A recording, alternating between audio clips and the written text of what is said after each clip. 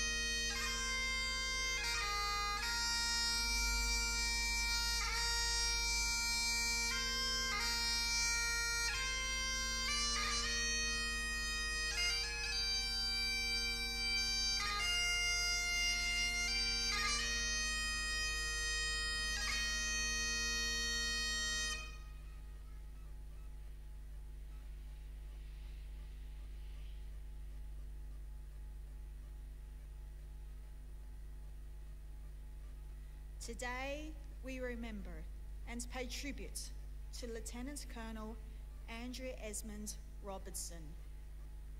Andrew Robertson was born on the 24th of June 1906 in North-East Ham in the eastern country of Essex, England, the eldest son of Andrew and Jessie Robertson. The family immigrated to Australia, and by the 1930s, Andrew was working as an accountant in Sydney. On the 4th of March, 1933, he married Christina Lindsay in the North Shore suburb of Willoughby.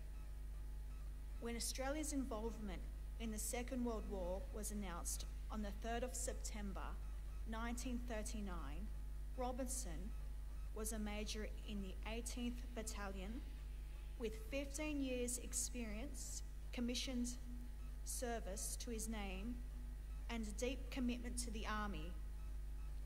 At the age of 33, with a wife and 2 small children, he enlisted in the 2nd Australian Imperial Force as soon as he could. On the 1st of July 1940, he was seconded to the 220th Battalion, which opened its headquarters a fortnight later at Wargrove Camp, west of Sydney. After training at Wargrove, Ingleburn and Bathurst, the battalion embarked for Singapore as part of the 22 Brigade of the 8th Australian Division. Robertson suffered from ill health before leaving Australia, but was well enough to embark on the converted luxury liner Queen Mary on the 3rd of February 1941. The end of 1941 saw Japanese forces spreading throughout Southeast Asia. The 2 British warships were sunk by the Japanese air attack of Malaya, and the government of Thailand formally allied itself with Japan.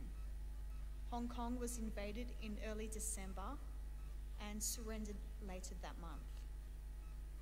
In January, it would invade Burma and the Dutch East Indies and capture Malaya and Kuala Lumpur.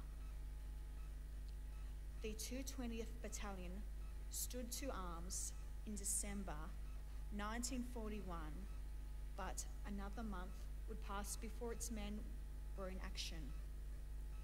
In early January, Robertson's C Company were detached to form half of the special force that attempted to delay the Japanese approach to Endu, a town further north along the coast. After clashing with the enemy, the company rejoined the 220th in January. The battalion then withdrew from Mensing and arrived in Singapore to take up a position on the island's west coast. The battalion, widely dispersed along its front, however, and when Japanese forces launched their invasion on the night of the 8th of February, it was readily infiltrated. Despite the confusion, most of the 220th was able to withdraw in reasonably good order, but soon looked overwhelmed. In parties varying in sizes, its troops fought in desperate retreat towards Singapore City that ended the surrender on the night of the 15th of February. Imprisoned in the sprawling Changi prison of war camp, Major Robertson was promoted to Lieutenant Colonel and was given command of the 220th Battalion. As the war drew on, prisoners at Changi were allocated to external working parties. the first dispatched around Singapore and southern Malay. But members of the 220th later found themselves bound for camps along the Burma-Thailand Railway and in Borneo, Japan, French Inokra, Java, Sumatra, and Malay. Lieutenant Colonel Robertson became responsible for a sea force, a group including 563 Australians that left for Japan on the 28th of November 1942 aboard the so-called hell ship Camacho Manu. Conditions aboard the ship were appalling. Locked in holds with little food, water or sanitation, more than 2,000 prisoners were crammed together and some perished en route. Sickness, disease, overcrowding, and the dangers posed by Allied submarines heightened the stress and anxiety endured on the voyage.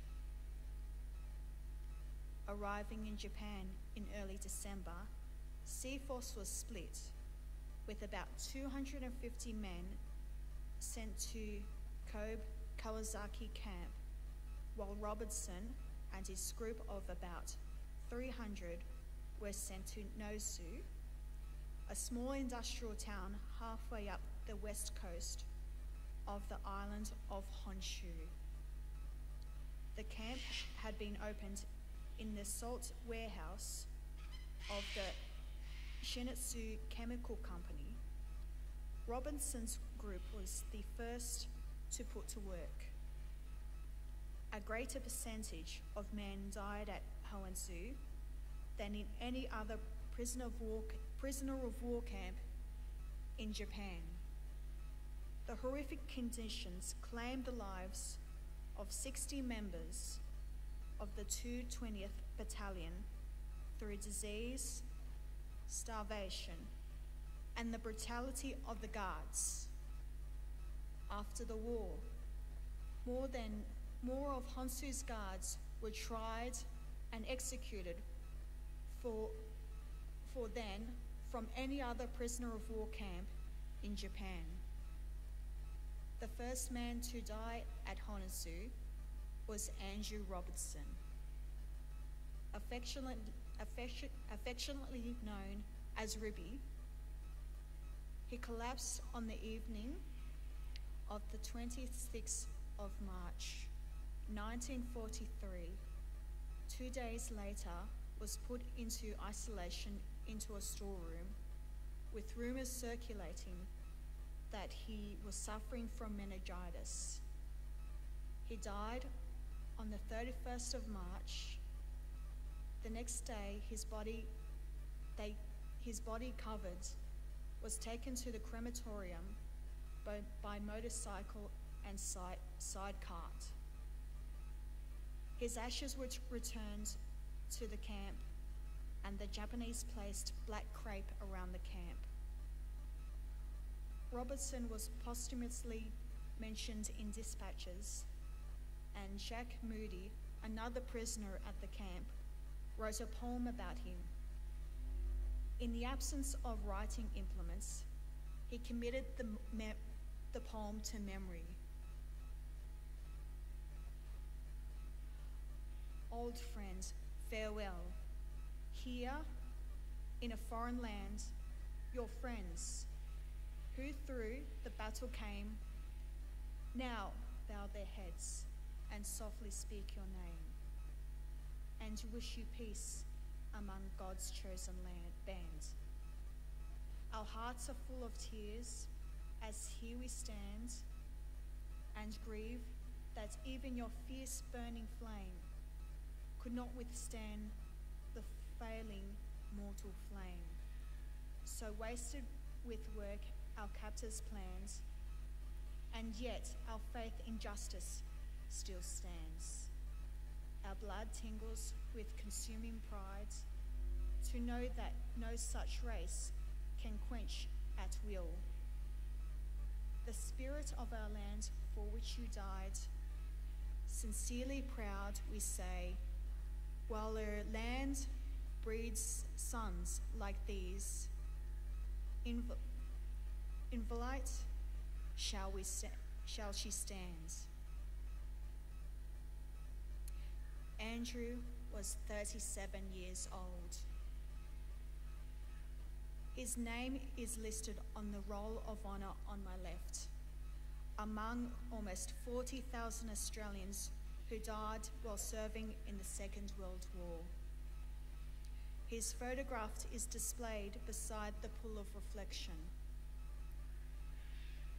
This is of one, but many stories of service and sacrifice told here at the Australian War Memorial. We now remember Lieutenant Colonel Andrew Esmond Robertson, who gave his life for us, for our freedoms, and in the hope of a better world.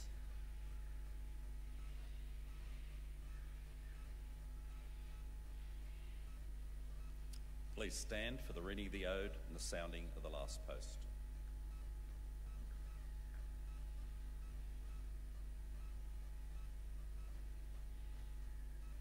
They shall grow not old, as we that are left grow old. Age shall not weary them, nor the years condemn. At the going down of the sun, and in the morning, we will remember them. We will remember them.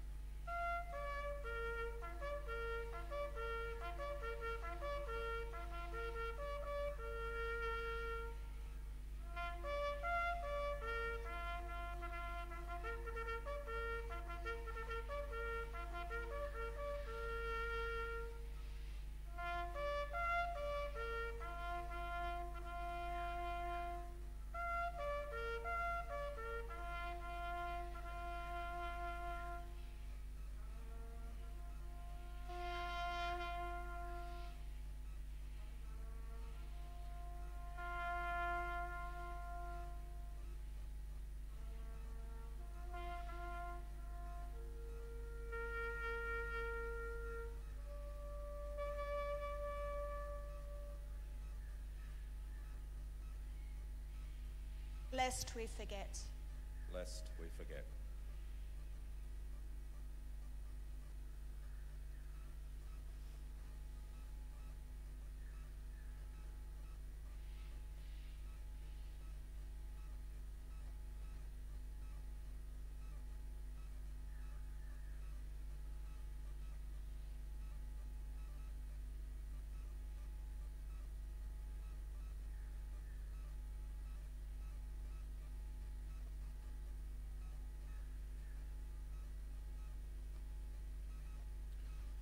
We leave you this evening with the words of the memorial's founder, Charles Bean. Many a man lying out there at Pozières or in the low scrub at Gallipoli with his poor, tired senses barely working through the fever of his brain has thought in his last moments, well, it's over. But in Australia, they will be proud of this. Ladies and gentlemen, girls and boys, that concludes this evening's last post ceremony. We thank you for visiting the Australian War Memorial and wish you all a very good evening. Thank you.